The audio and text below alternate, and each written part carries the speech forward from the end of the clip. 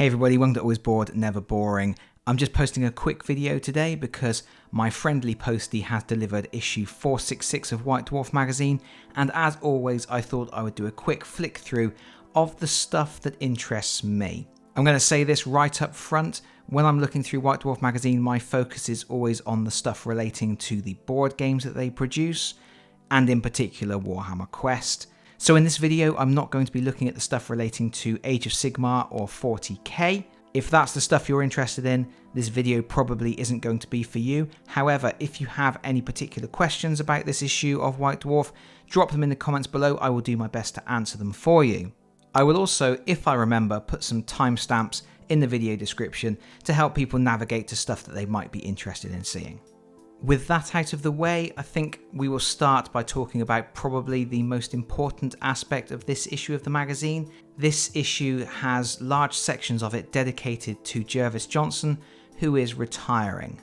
Jervis has been a big part of Games Workshop for a long time now, and his retirement, along with the sad passing of Richard Halliwell a few months ago, it really is starting to make me feel a little bit old. And yeah, I think it is sad that Jervis is retiring, although I think we can agree that retirement has been earned. One of the most interesting things in this issue of White Dwarf for me is a timeline of some of his contributions to Games Workshop, so we'll start by taking a look at that. For someone like me who grew up with Games Workshop and who is something of a retro gamer, I very much enjoy collecting and restoring the older Games Workshop games.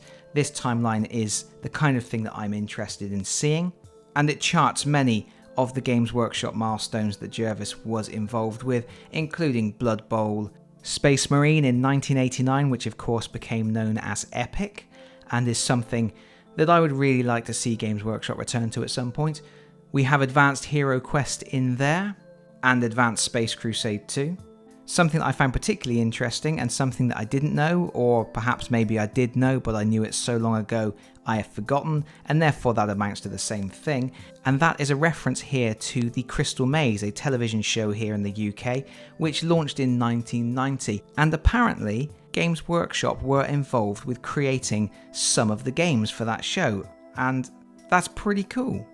Down at the bottom of the page here we've got the introduction of the new range of games that came out in 1991, including Space Fleet, which was of course the precursor to Battlefleet Gothic. There's also Ultramarines, Crunch, and there was another game from that line which isn't pictured there, and that is Mighty Warriors. None of those games were particularly good, and they all tended to use this mechanism where you rolled dice into the box lid to see whether you hit or missed your targets, and it was a bit gimmicky and not great.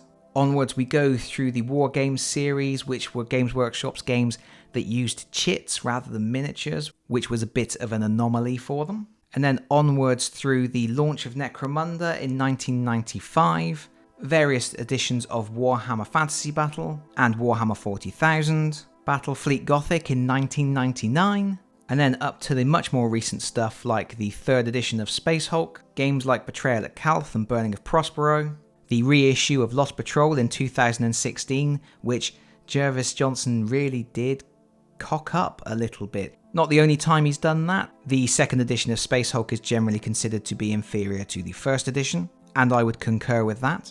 But then down here at the bottom, two of my favourite games ever. We have Shadows over Hammerhall in 2017, which was developed off of the back of Silver Tower, which was predominantly the work of James Hewitt, and that of course led on to Blackstone Fortress in 2018, which is one of the gems in my gaming collection. And then we have the last game on the list prior to retirement, and that is Warcry. A long and storied career. There have been some misses, but there have been a whole heck of a heap of hits there. What a wonderful legacy to leave behind you. Fantastic work from a fantastic creator. Moving on, it's time to dry our eyes and get back to the business of games.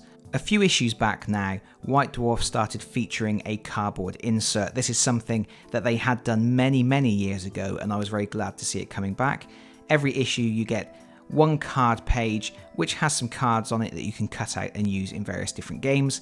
In this particular issue, you are getting 2 cards which are for new referees for Blood Bowl, and the rules for using those referees are a little bit later in the issue.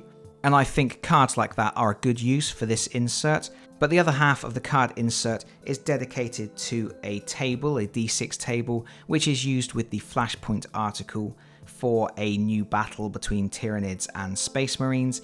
And I don't really think that's a particularly good use of the card. I think that's something that would be quite happily printed in the magazine with other charts and tables. I don't know why it deserved a separate cutout card. So that's a little bit disappointing to see. Would rather have seen pretty much anything else there. And then we get to our Tales from the Cursed City article for Warhammer Quest Cursed City. This particular article is on building your party, and it is pretty much what you would expect it to be. It's some tips and strategies for creating different types of parties for different types of situations or different types of play styles. They show 3 different types of party. There is the traditional party, which has one of each of the 4 types of character classes. So you have a stalwart, a blade, an executioner, and a loremaster. Then there is a party that they call the Juggernaut party. And for their example of this type of party, they use Brutog, Dagnai, Glario, and Jelson Daruk. It's a team that can get up close and personal, soak quite a lot of damage, and has quite a lot of crowd control elements to it, which of course allows you to steam through your enemies and get where you need to go. The final party they discuss is the Glass Cannon, and for this one they have Octrin, Jelson, Calathis the Exile, and Cleona Zeitingale, and that is a very dangerous combination because that is 2 Lore Masters and 2 Executioners, so very, very fragile characters. You have no one there that can really take a hit, but all of those characters have massive, massive damage output, and that's of course why it is referred to as the Glass Cannon party. It does massive damage, but it shatters like glass under a concerted attack from the enemies. Not a particular combination of characters that I would recommend, unless you like flying by the seat of your pants. And that's it for this article. There's not a huge amount of information in there. I don't think it's got anything in there that players of the game couldn't figure out for themselves. It's nice to have a little insight from the people who created the game on parties that they think are good combinations, but it still feels very much like a fluff piece, something to keep the game in the minds of people who might be interested in buying it.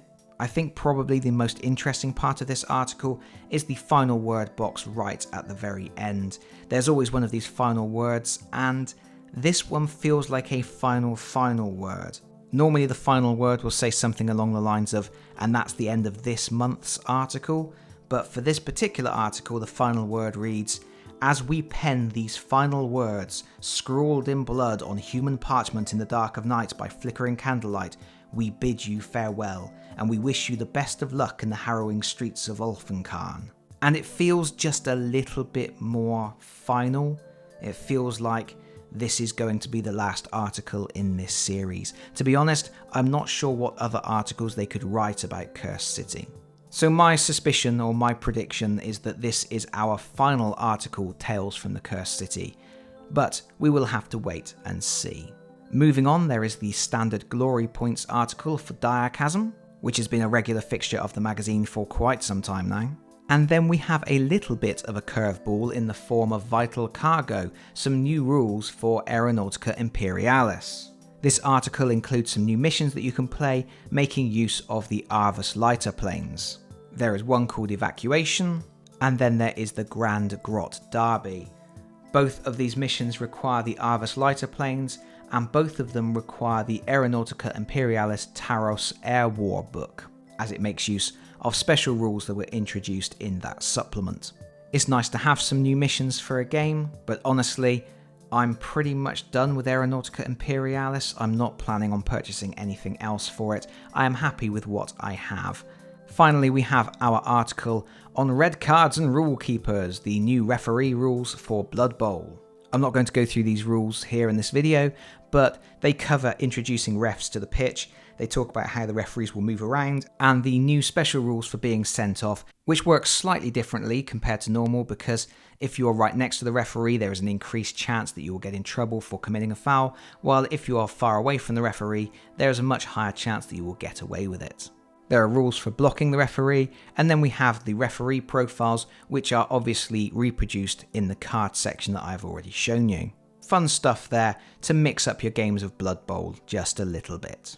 And that's about all I've got to say for issue 466 of White Dwarf magazine. I think for most people, one of the biggest things in this issue is going to be the new Flashpoint Octarius article, which is obviously working in conjunction with the forthcoming Octarius book for 40k and also Kill Team Octarius. It's all feeding in to that same area of the lore, which is very Orky based, very Tyrannid based. I think there's going to be a lot of people getting pumped for that. But for me, it was nice to have that little walk through all the history of some of the best games that Games Workshop have produced. And I did enjoy reading the selection of articles on the impact that Jervis Johnson has had on Games Workshop and wishing him a fond farewell. Speaking of fond farewells, it's probably time that I said bye as well. As I mentioned before, if you have any comments or questions, do feel free to leave them in the comments section and I will do my best to answer them for you. But that is it from me for now. Thank you so much for watching. If you've enjoyed the video, please consider pressing the like button. If you really enjoyed the video, please consider subscribing if you don't already do so. And hopefully, I will see you all again very soon. Bye bye everyone. Bye bye.